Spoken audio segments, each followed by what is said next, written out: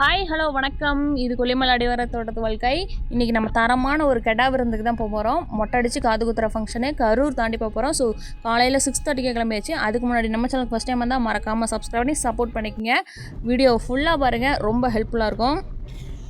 முக்கியமான ஃபங்க்ஷன், அதனால தான் காலையிலே கிளம்பியாச்சு. அக்கா வீட்டுக்கும் ரீச் ஆகிடுச்சு. பூவெல்லாம் நிறையா இருக்கிறத பார்த்து பூக்கடை வச்சுருக்கேன்னு நினச்சிக்காதீங்க. அக்கா வந்து எல்லா விதமான ஃபங்க்ஷன்ஸ்க்கும் பிளேட் டெக்கரேஷன் பண்ணி கொடுத்துருக்காங்க. இன்றைக்கான பிளேட் டெக்கரேஷன் அவங்க தான். ஸோ அவங்களோட இன்ஸ்டா ஐடி சுபி பிளேட் டெக்கரேஷன் நாமக்கல். வேணுங்கிறவங்க கான்டாக்ட் பண்ணிக்கோங்க. எல்லா விதமான ஃபங்க்ஷன், கடா வெட்டு, காது குத்துறது, வளகாப்பு, நிச்சயம், கல்யாணம், வீடு பழக்கச்சது எல்லாமே பண்ணுறாங்க. ஸோ அங்கேருந்து பிக்கப் பண்ணிட்டு நம்ம வந்து ஃபங்க்ஷனுக்கு நேராக கிளம்பிச்சு. அக்கா மதியம் வந்துடுவாங்க. ஸோ அவங்க ரொம்ப பிஸி, 4-5 ஆர்டர் எடுத்து வச்சிட்டாங்க. அதனால் நேராக அவங்க அங்கே வந்துடுவாங்க. முகூர்த்த வீக்காக இருக்குது, அதனால தான் எல்லாருமே பிஸி. நம்மளுமே போகிறப்ப இந்த மண்டபத்தில் ஒரு கல்யாணம் இருந்துச்சு. இதையும் அட்டன் பண்ணிட்டு தான் நம்மளும் அடுத்த ஃபங்க்ஷனுக்கு போக போகிறோம். கோவிலுக்கும் ரீச் ஆகிடுச்சு. மொட்டை அடித்து முடிச்சிட்டாங்க, காது குத்த போகிறாங்க. அதனால் நம்ம பிளேட்ஸ் எல்லாம் எடுத்து வச்சுட்ருக்கோம். எங்களோட பிளேட் ஒர்க் எப்படி இருக்குன்னு மறக்காமல் ஹோம் பாக்ஸ் சொல்லுங்கள். கொஞ்சம் பிளேட் தான் இங்கே வைக்கிறேன், மீதெல்லாம் மண்டபத்தில் தான் வைக்க போகிறோம். ஸோ இப்போ காது குத்துறப்ப கொஞ்சம் பிளேட்ஸ் மட்டும் வச்சுட்டு மீதியெல்லாம் போய் மண்டபத்தில் நீட்டாக ஸ்டாண்டு போட்டு பாக்ஸ் போட்டு அரேஞ்ச் பண்ணிடுவோம். ஸோ இப்போ வந்து நம்ம காது குத்திட்டு நேராக நம்ம வந்து மண்டபத்துக்கு தான் கிளம்ப போகிறோம். இப்போ உள்ள இந்த சூடிக்கோள் மலர்கொடி, சுடற்கொடி, அது வந்து ரொம்ப ஃபேமஸ்ஸு. அப்படியே நம்ம காலையில் டிஃபனையும் முடிச்சுட்டு மண்டபத்துக்கு கிளம்பிடலாம். ஜாரா தீரா தங்கங்களுக்கு தான் இன்றைக்கி வந்து மொட்டை அடித்து காது குத்துற ஃபங்க்ஷன். ஸோ வந்து நம்மளோட ஸ்டாண்டெல்லாம் வச்சு அழகாக பிளேட்டெல்லாம் அரேஞ்ச் பண்ணியாச்சு.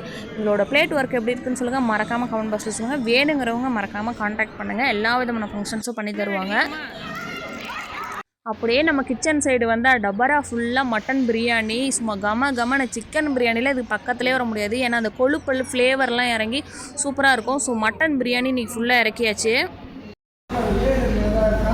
வெஜ்ஜெல்லாம் பார்க்கக்கூடாதுப்பா யாரும். அல்வா, பிரெட் அல்வா. பாவப்பட்ட எனக்கு கிடைச்ச காளான் பிரியாணிங்க இதுதான்.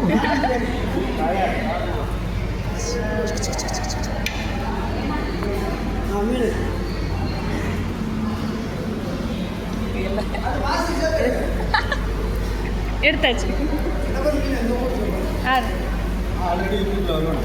அப்படிங்களாங்கண்ணா? உங்கள் மீனவன் அந்த கன்னியாகுமரி அவரா? ராமேஸ்வரி மூக்கையூர். Okay okay. அங்கேருந்தே வரீங்களாங்கண்ணா? பிரான்ச் கரூர்லையா? சரி சரி சரி. Okay okay. உங்கள் ஊர் அதுதாங்களா? தூத்துக்குடியா? சரி.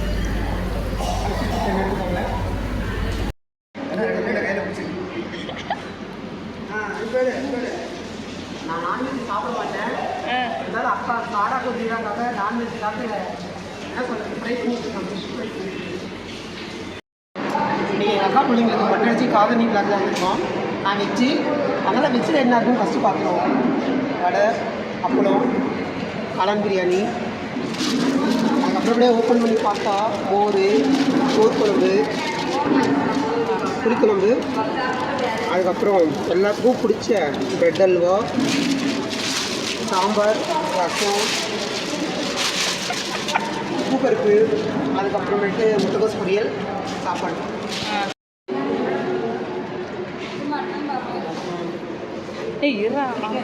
மட்டன், சிக்கன், உடம்பு கருவு, இது மட்டன் குழம்பு, அது சிக்கன் ரசம், தயிர், பாயசம், இது பிரியாணி. അതിൻ്റെ ബാലൻസ് இன்னைக்கு ஒரு குட்டி. ஸோ மெனு என்னென்னு பார்த்தீங்கன்னா, விருந்திக்கே ராஜாவான மட்டன் பிரியாணி, நிறைய பீஸ் போட்டிருந்தாங்க. அப்புறம் வந்து மட்டன் வறுவல், அப்புறம் சிக்கன் வறுவலுக்கு ஃபுல்லாகவே நாட்டுக்கோழி இறங்கிச்சு. ஸோ நாட்டுக்கோழி சிக்கன் வறுவல், பிரெட் அல்வா எல்லாருக்கும் பிடிச்சது, கொழுப்பு மிதக்க ஒரு மட்டன் குழம்பு, சிக்கன் குழம்பு, முட்டை வைக்கல ஏன்னா ஹெவியாக இருக்குன்னு முட்டை வைக்கல, ரைத்தா, அப்புறம் வெஜ்ஜுக்கான ஐட்டம்ஸு, காளான் பிரியாணி எல்லாமே வச்சுருந்தாங்க. அதுலேயும் இந்த குடல் வறுவல் மொத்தமாக 10 கெடாங்க. அதில் 9 கெடா வந்து நைட்டில் இருந்தே வெட்ட ஆரம்பிச்சிட்டாங்க. பாதி நேரத்துக்கு மேலேயே ஒரே ஒரு கெடா மட்டும் கோயிலில் தீர்த்தம் தெளித்து வெட்டுறதுக்கு வச்சுக்கிட்டோம். ஸோ நைட்டு ஃபுல்லாக கெடாவெல்லாம் வெட்டி நேரமாகவே கறியை கொடுத்துட்டாங்க. அதனால தான் எங்களால் 12 மணிக்கெல்லாம் வந்து ஃபுட்டு அரேஞ்ச் பண்ண முடிஞ்சது. கோலி சோடா எல்லா ஃப்ளேவர்லேயும் இறக்கியாச்சுங்க.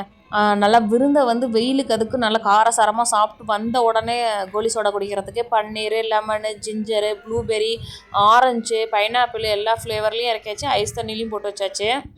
பீடா ஒரு பக்கம் ரெடி ஆகிட்டு இருக்கு. பீடா இல்லாமல் ஒரு விருந்தா. ஸோ நம்மளும் பந்தியில் உட்காந்தாச்சு. இலையை விரிச்சு போட்டு தண்ணியை தெளித்து உப்பை வச்சாச்சு. ஃபஸ்ட்டு எடுத்தோடனே ப்ரெட் அல்வா. டேஸ்ட்டு நல்லா தான் இருக்கும், ஆனால் ரொம்ப சாப்பிட முடியாது, சீக்கிரமாக திருப்தி படுத்துக்கும். ஸோ வாயில் வச்சோன்னா வலிக்கு போகிற மாதிரி ஒரு ப்ரெட் அல்வா. அடுத்து ஃபிஷ் ஃப்ரை. அது வந்து உங்கள் மீனவன் முக்கியமானது. ஸோ தரமாக தான் இருக்கும். கரூர் பிரான்ச் வந்து ஃப்ரெஷ்ஷாக இருந்துச்சு. இந்த விருந்திலேயே அல்டிமேட்டானது இந்த குடல் கறியும் தலைக்கறியும் போட்டு தலையில் இருக்க இதெல்லாம் எடுத்துகிட்டு சூப்பராக முட்டை தேங்காய் பூ போட்டு சூப்பராக வறுவல் பண்ணியிருந்தாங்க. எனக்கு ரொம்ப பிடிச்சதே மட்டன் பிரியாணியை விட இந்த குடல் வறுவல் தான். கண்டிப்பாக நம்மளும் ட்ரை பண்ணி பார்க்கணும். ஸோ அடுத்து வந்து மட்டன் வறுவல், அடுத்து சிக்கன் வறுவல் எல்லாமே ஒரு 10 கடை உரித்து நைட்லேருந்து மெனக்கட்டு செஞ்சுருக்காங்க. சீக்கிரமாக கொடுத்தனால தான் டைமுக்கு எல்லா விருந்தும் ரெடி பண்ண முடிஞ்சுது. அடுத்து நாட்டுக்கோழி ஃப்ரையு, ஃபுல்லாகவே நாட்டுக்கோழியாக இறக்கியாச்சு. நமக்கு வந்து இந்த குடல் வறுவல் வந்து கண்ணு போகவே மாட்டேங்குதுங்க. அது இந்த ஸ்மெல்லே இல்லாமல் சூப்பராக பண்ணியிருந்தாங்க. தலைக்கறியும் குடலும் போட்டு. முட்டை மட்டும்தான் மிஸ்ஸிங்.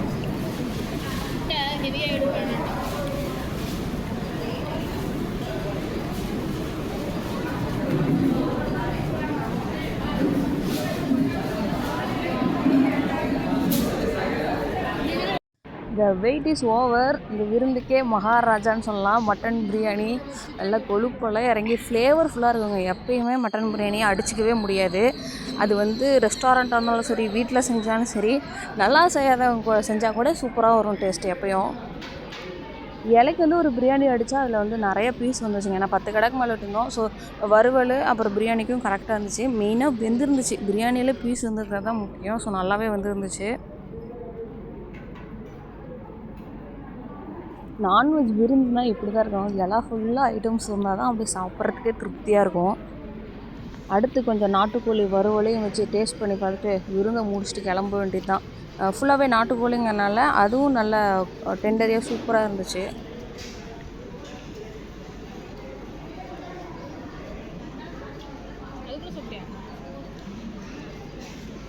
ஏன் பிரியாணி வேணும்? பிரியாணி வேணும். அடுத்து கொழுப்பு மிதக்க ஒரு மட்டன் குழம்பு. இது இல்லைன்னா அந்த விருந்து வந்து நிறைவாக முடியவும் முடியாது. அதையும் ஊற்றி டேஸ்ட் பண்ணி பார்த்துடலாம். எப்பயும் கறி விருந்தில் பிரியாணி இருக்கிறத விட இந்த மாதிரி மட்டன் குழம்பு, சிக்கன் குழம்பு ஊற்றி சாப்பிட்டோம்னா அது ஒரு ஃபீல் தான் எப்போயுமே. பிரியாணிக்கு தான் இப்போ தான் ஓவர் ஹைப்பு. முன்னெல்லாம் இந்த மாதிரி தண்ணி குழம்பு வச்சு சாப்பிட்டா அப்படி இருக்கும்.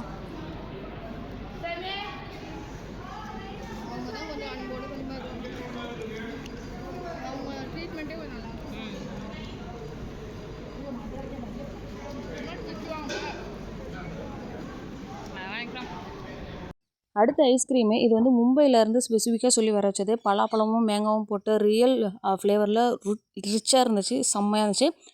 சாப்பிட்டு விருந்து நிறைவாக முடிச்சுட்டு வீட்டுக்கு கிளம்பியாச்சு. ஹோப் இந்த வீடியோ எல்லாருக்கும் பிடிச்சிருக்கும்னு நினைக்கிறேன். மறக்காமல் சப்ஸ்கிரைப் பண்ணி சப்போர்ட் பண்ணுங்கள். எனக்கு இந்த ஐஸ்கிரீம் இன்னமும் டேஸ்ட்டு சூப்பராக நினைவில் இருக்குது.